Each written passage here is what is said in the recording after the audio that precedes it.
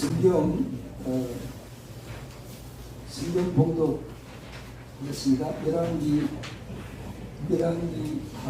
2장 7절에서 14절입니다.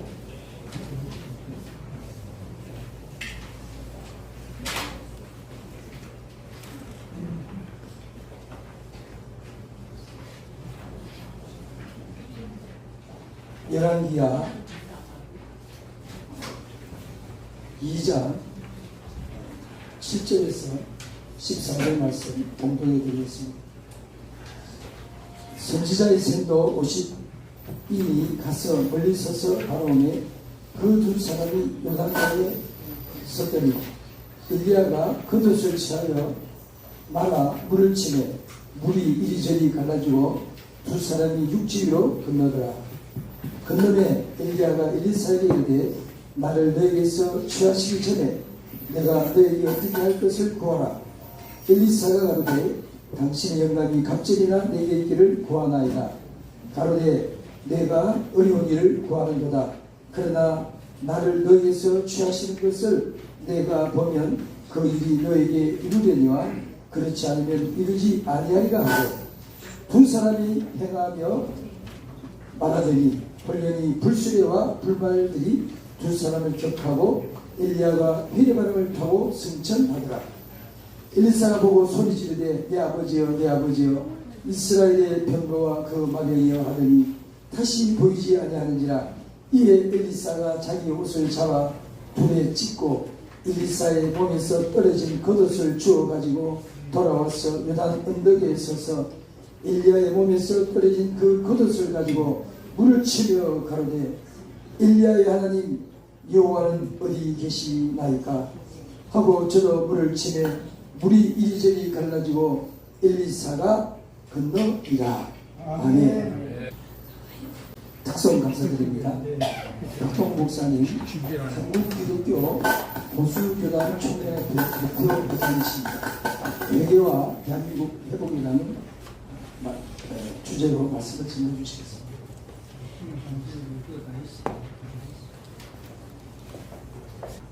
제가 말씀을 준비하기 전에 준비를 철저히 한다고 하면서 알아봤습니다. PPT가 되냐 여기 된다고 해서 PPT 위주로 사진을 시청각 위주로 전부 짜는데 안 된다고 합니다.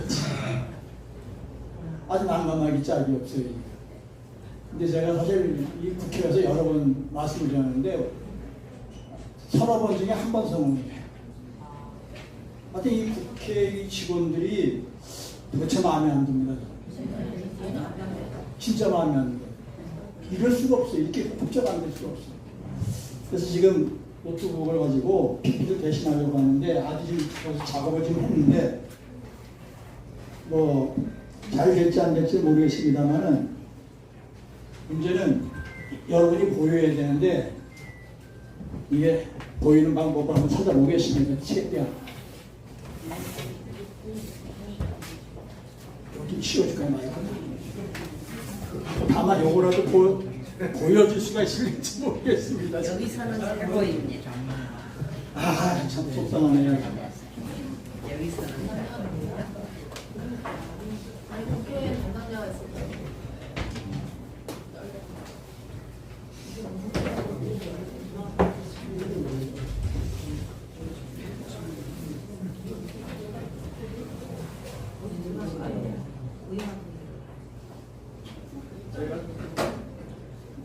그래서 제가 1인 2역 3역을 좀 해야 되기 때문에 왔다 갔다 좀 해야 될 것 같습니다. 제가 좀 화면을 보여야 돼야 알기 때문에 그래서 이 문제가 되는 거예요 지금. 저쪽에 보여야 되니까 좀 돌려보세요. 옆에만 살짝만 비춰도 되니까 말씀을 들었고요. 넘어가겠습니다. 오늘 본문 9절에 보면은 스승 엘리야가 제자 엘리사에게 이런 말을 합니다. 내가 내게 어떻게 할지를 구하라. 그랬더니 엘리사가 말하기를 당신의 성령이 영광에 하시는 역사가 갑절이나 내게 있게 하소서. 이렇게 간청을 합니다.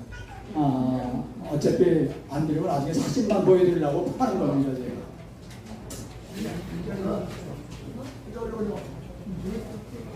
그래서 엘리사는 스승이 받는 영의 갑절을 구하였는데 그 이유가 무엇이냐고 그걸 생각해 보았습니다. 그래서 엘리사가 살았던 시대가 그것을 필요로 하였다는 것입니다. 그러면 엘리사가 살았던 그 시대는 어떤 시대였는가? 나라는 남북으로 나뉘어졌고 정계와 경제계는 혼란해서 사회가 굉장히 뒤숭숭한 그런 시대였습니다. 아합 왕은 이방 여인 이세벨을 왕으로 삼고 바알과 아세라의 신을 섬기고 백성들도 그렇게 하라고 강요하는 그런 시대였습니다. 그래서 이스라엘은 우상으로 꽉 차갖고 하나님의 노임을 가득 찼습니다. 근데 실제 우리나라도 마찬가지입니다.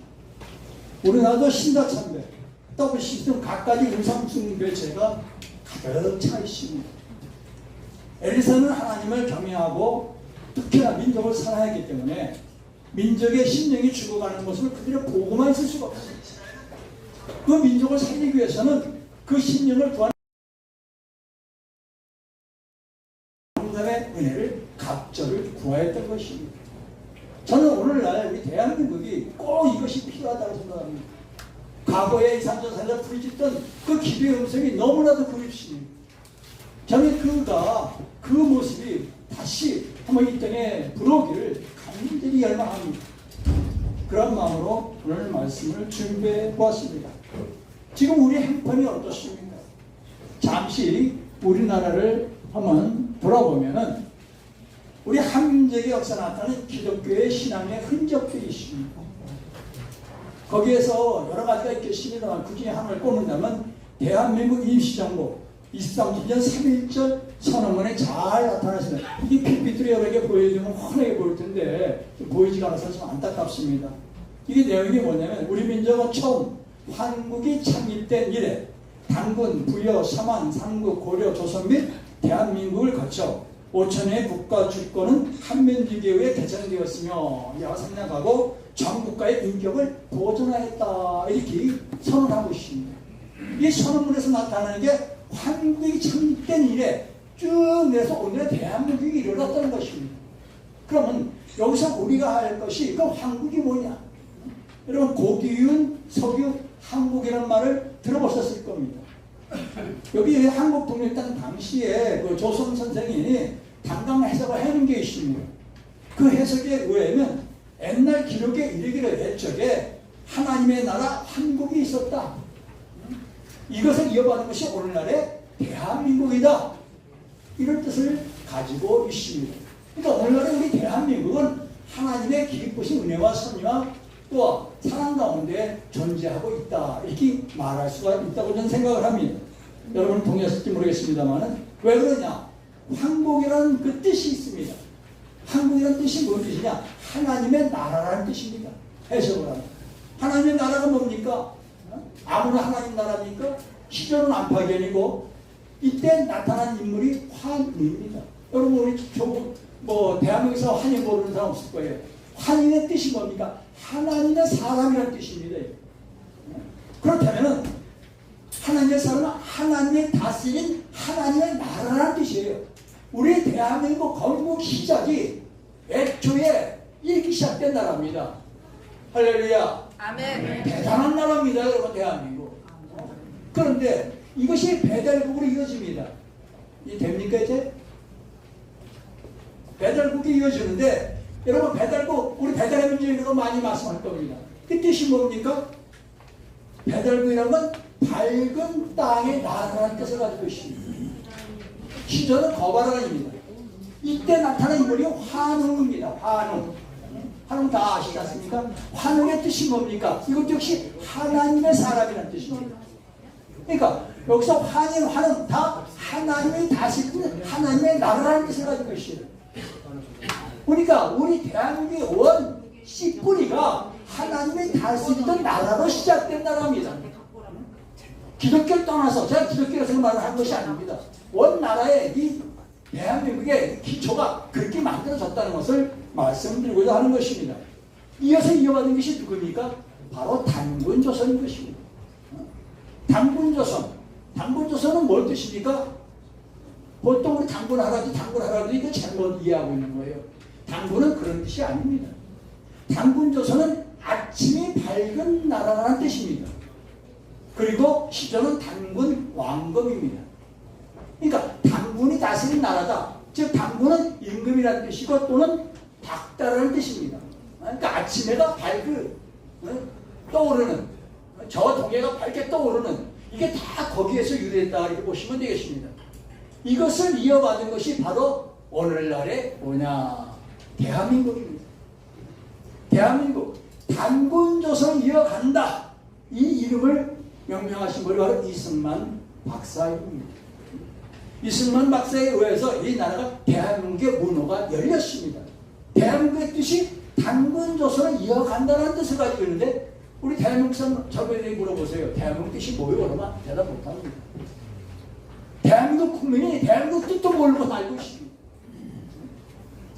대한민국 뜻을 알게 되면은 이승만 박사를 배척할 수가 없는 겁니다. 따라서 여기서 대안의 한이라는 게 뭡니까? 대안의 한은 번안, 진안, 만을 통치하는 말입니다.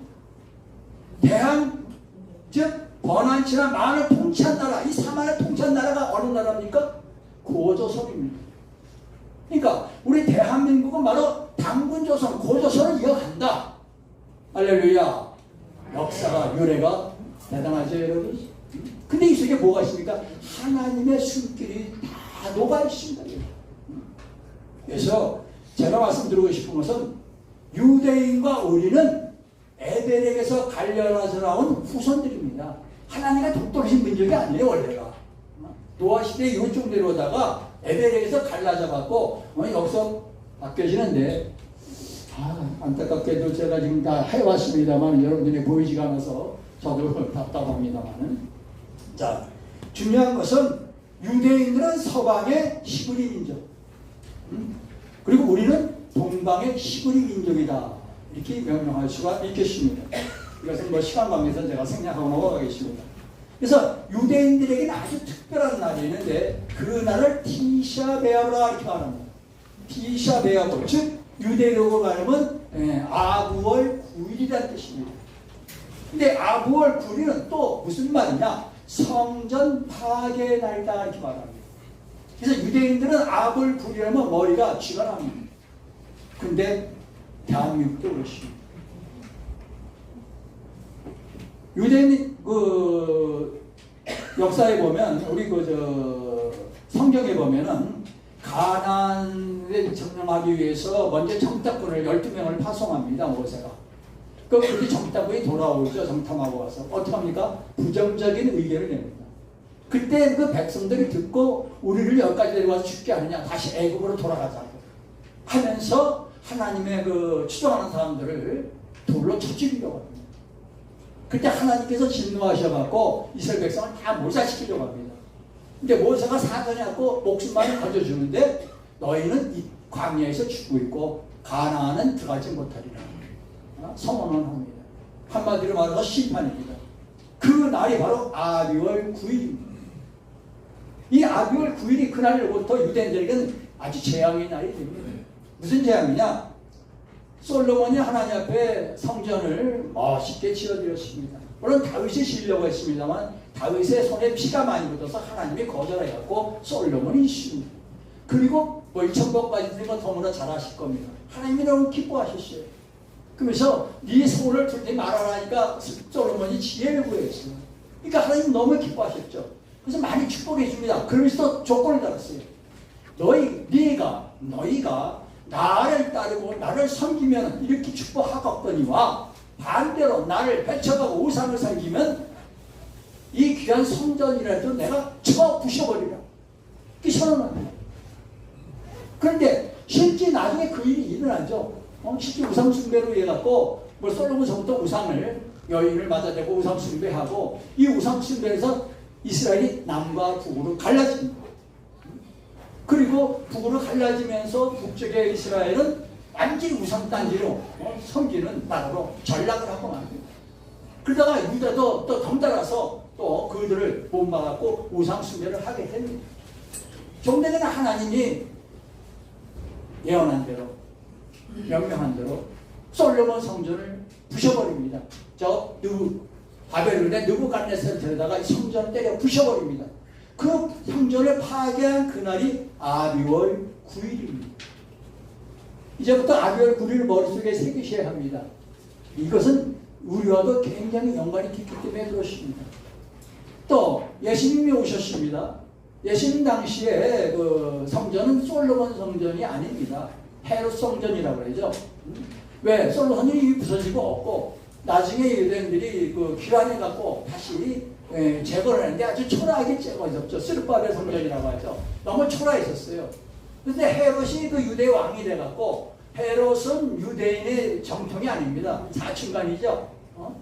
유대의 뿌리가 아니고 에돔의 후손입니다. 에서의 후예입니다. 그래서 유대인들이 환심을 사기 위해서 그 스룹바벨 성전을 제거를 합니다. 이걸 우리가 오늘날의 헤롯 성전이라고 합니다. 근데 어마어마한 공력이 들고 엄청나게 잘 짓습니다. 이것을 유대인들이 자랑으로 얘기했어요. 그래서 예수님 앞에서 자랑을 하죠. 그때도 왕복이 된 게 아니라 계속 건축하고 있었어요. 너무 성전이 아름답지 않습니까? 근데 주님을 해요. 몇 번 성전을 정화시키죠. 장사치 소굴로 만들었다고. 그래서 주님이 뭐라 그랬어요? 여기서 이 돌 하나도 제자리에 남지 아니하리라. 이렇게 선언을 하십니다. 근데 그 실제 그 일이 마태복음 24장 2절에 보면은 나타납니다. 로마 디도 장군에 의해서 이 성전이 박살이 나는데 돌 하나도 안 남습니다. 오늘날의 그 성전터가 바로 통곡의 벽입니다. 성전터 자리만 남아있는 겁니다. 그리고 그것이 부서진 그 역사가 아비월 9일. 그래서 아비월 9일은 성전 파괴의 날이다. 유대인들은 그렇게 인식을 하고 있는데 제가 생각할 때 파괴의 날이 아니라 유대인들의 저주의 날이다. 왜? 무슨 저주냐? 우상 숭배로 인하여 심판받은 날이다. 저는 그렇게 말하고 싶습니다. 그래서 그러나 어떻게 됐느냐? 옛날에 솔로몬 성전의 자리에 헤롯 성전이 있었고 헤롯 성전이 부서지니까 그 자리에 오늘날 뭐가 섰냐? 저 아랍의 황금 사원이 서 있습니다. 우상 단지에 거목이 하나 딱 서 있습니다. 기가 막히죠, 여러분? 하나님 성전 자리에 누가 서 있습니까? 도대체. 참 안타까운 일이 아닐 수가 없습니다. 근데 이걸로 끝난 게 아니에요. 그러고 나서 얼마 있다가 132년, 133년에 이스라엘이 완전히 망합니다. 그때 그 이스라엘 사람들이 로마에 봉기를 하는데 이때 마지막 봉기가 그 벨타로 요새입니다. 그 벨타 요새를 그 황제가 사람을 보내고 완전히 박살 부셔버리고 당시 유대에 있던 유대 민족을 다 철수시킵니다. 외국으로. 딱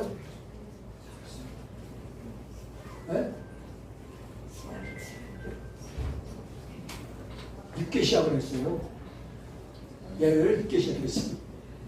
딱 그때 오실 때 그때 시작하는 거였어요.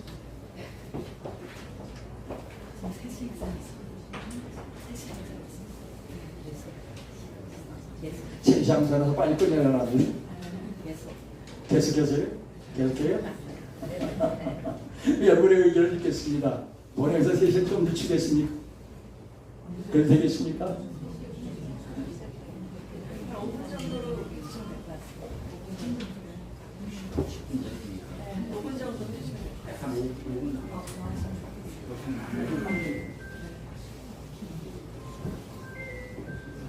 간단히 내립을 쳐야 될 것 같네요. 제가 이 말씀을 드리냐, 우리 대한민국이 안타깝게도 이 우상숭배 죄에 빠집니다.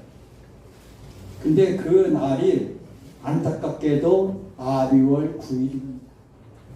평양에서 장로교 총회가 열리게 되는데 그 총회가 아비월 9일이 열립니다. 그리고 그날 결의한 게, 그때 결의한 게 뭐냐? 신사참배를 결의합니다. 그것을 보고 다른 교단들이 덩달아 다 같이 신사참배 결의를, 참 안타깝게 그렇지 없습니다만 이게 사실 1938년 아비월 9일 이 나라가 민족적으로 우상숭배에 빠집니다. 교회가 우상숭배에 빠지 신사삼배 결의하니까요. 총독부가 그 다음에 학교, 그 다음에 전 국민, 그 다음에 전 가정 다 신사참배하는 겁니다. 심지어는 교회에서마저도 먼저 천왕에게 예배하고 2부에 하나님께 예배드리고 1부는 천왕에게 예배드렸습니다. 이렇게 이 나라가 범죄를 심습니다. 이건 아직까지도 회개한 적이 없습니다. 보이죠? 그 선지고 사태는 아비오에 공식적으로 우상숭배를 선포했는데 못했어요. 이것을 누가 했느냐? 구약에 보면은 이스라엘 왕이 이렇게 합니다. 이스라엘이 베델하고 단에다가 우상을 섬겼고 이게 여호와의 신이 여기다 제사 지내라 선포한 날이 8월 15일입니다. 이날을 8월 15일 하나님이 광복 주면 이것을 회개하라고 주신 날입니다. 아멘. 그런데 회개할 기회를 주셨어요. 그때 감옥에 있던 사람들이 많은 사람들이 감옥에 다 죽고 17명이 나오는데 이들이 집을 안 가고 산정교회에 가서 금식 기도를 합니다. 하고 나와서 선포합니다. 신사참배 목회자들은 근시하고 하나님께 회개하라 기회를 주는데 이들이 그 기회를 안 받아들여요. 기득권의 사람들이. 우리도 교회에서 어쩔 수 없었다. 아닌 거 알지만 할 수 없었다. 이게 핑계가 되는 거야. 기회를 놓칩니다. 이게 8월 15일인데 끝내 그 기회를 주니까 며칠 뒤 아비월 9일은 9월 9일입니다. 남과 북이 찢어집니다. 이스라엘이 남과 북이 찢어졌듯이 이 나라가 똑같이 찢어졌습니다. 우상숭배로 인하여 아비월 9일날 9월 9일날 찢어지고 이 나라는 미 궁정이 통치가 시작됐고 산정교회 팽은 산정교회에 있던 그 성령의 대마음이었던 마가의 다락방이 오늘날에 김정은이 이들의 동상이 서 있어요. 김일성이 동상이 서 있어요. 이거 회개 안 하면요 이 나라 갑니다. 마지막으로 하나 더요. 북한이 핵폭탄 완성했습니다. 몇 년 전에요. 완성했습니다. 그날이 언제인지 아세요? 아비월 9일입니다. 아비월 9일에 핵폭탄을 완성했다고요. 왜요? 왜 하나님이 놔두시겠어요? 너희 회개하면 이 땅 이스라엘 마냥 몇천 년 나라 없이 유리하게 만들 수 있다는 걸 경고하고 있는 겁니다. 이 나라가 지금 최악의 위기입니다. 이거 해결하면 기타 등등 아무 소용없습니다. 지금. 저는 에레미야가 피를 토하고 눈물로 흘렸던 마음으로 지금 호소합니다. 우리에게 마지막 기회일지도 모릅니다. 회개해야 합니다. 그 나라 이 민족 살 수가 있습니다. 감사합니다. 기도하겠습니다. 아버지 하나님, 제발 이 민족을 버리지 말아주세요. 제발 이 민족 위에 회개할 수 있는 기회도 주시옵소서. 아멘. 악한 심령, 다친 심령, 무뎌진 심령, 이기적인 심령들 다 깨우치시도록 성령의 갑절로 역사하여 주시옵소서. 예수님의 이름으로 간절히 기도하옵나이다. 아멘.